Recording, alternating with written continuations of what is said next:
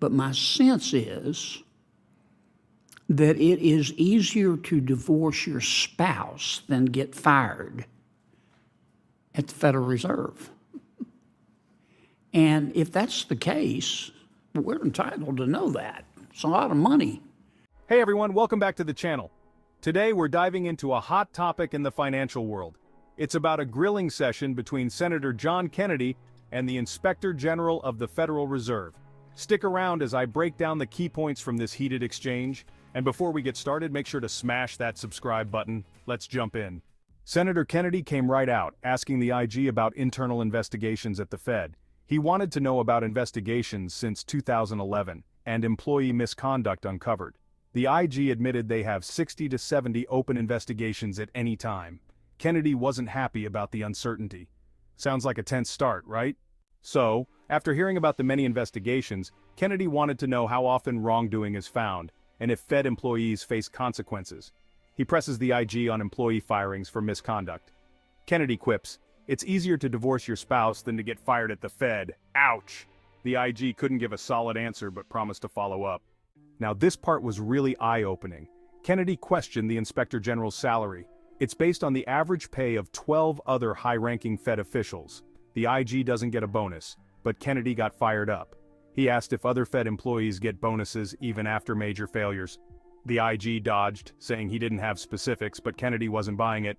Before we continue, make sure you hit subscribe if you're loving this breakdown. Banks that are too big to fail. Kennedy highlighted how these big banks get bigger after each crisis. If they keep growing, their mistakes impact the economy more.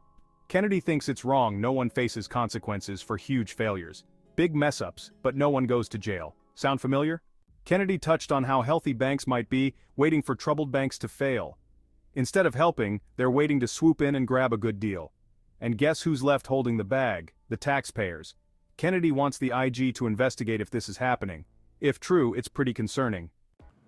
And my sense is, and I think your numbers can prove or disprove this, but my sense is that it is easier to divorce your spouse than get fired at the Federal Reserve.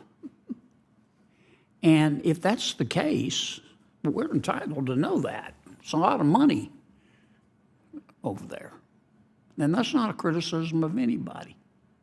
And tell me again about your salary. It's the average of what?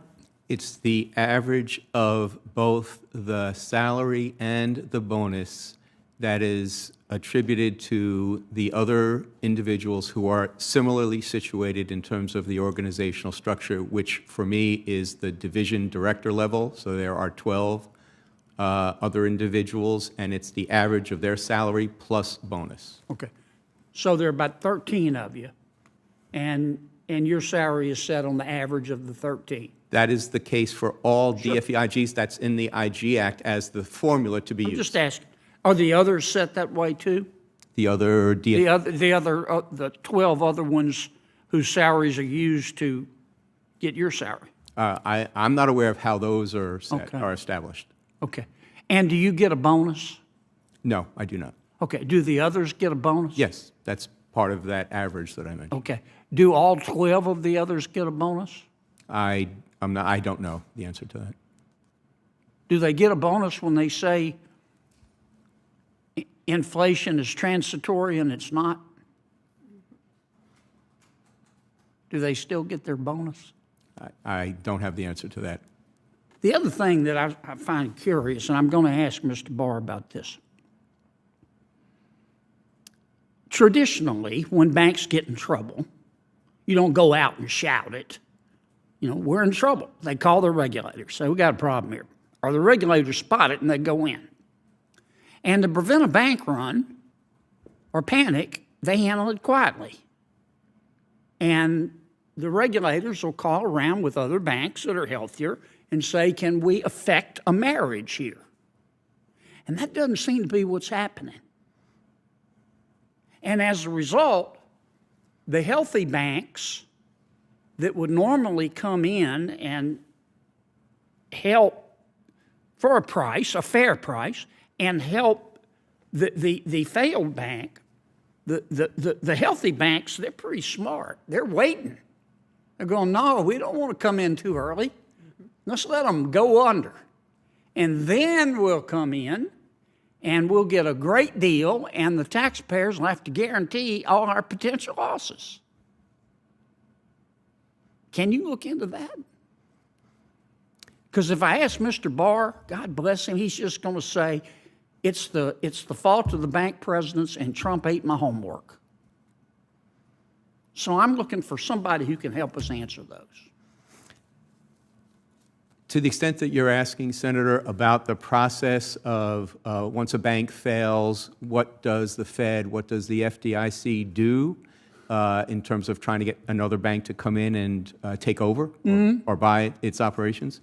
That would be kind of post-failure, so that wouldn't be part of our current review, material loss reviews, but we can consider looking into the kind of post-failure issues like that, or discussions that may have been had with the other financial regulators. I'm taking too long, but here's what I'm getting to. And this is not a criticism of J.P. Morgan or Mr. Diamond. I have great respect for both of them. But you know the deal they made is a good deal. I'm not suggesting that they shouldn't have made a good deal for their shareholders. But the truth is, the deal was so good, if we still had white pages, you could open up the white pages, put your hand over your eyes, and pick a name and say, we're giving you this deal. And it would be successful. Because the taxpayers had to guarantee 80% of the losses. And somebody needs to look at that. Senator, I'd be happy to come up and talk to you further about that, have my team come up and discuss it with you and your staff and see if there's a way. But I want to talk about it in front of the American people. Okay. So there you have it, 10 key takeaways from Senator Kennedy's tough questioning of the Federal Reserve's Inspector General. It's clear Kennedy isn't messing around when it comes to holding the Fed accountable. And honestly, these are questions we all should be asking. If you found this video helpful, don't forget to like and subscribe. Let me know in the comments, do you think the Fed is doing enough? Thanks for watching, and I'll catch you in the next one.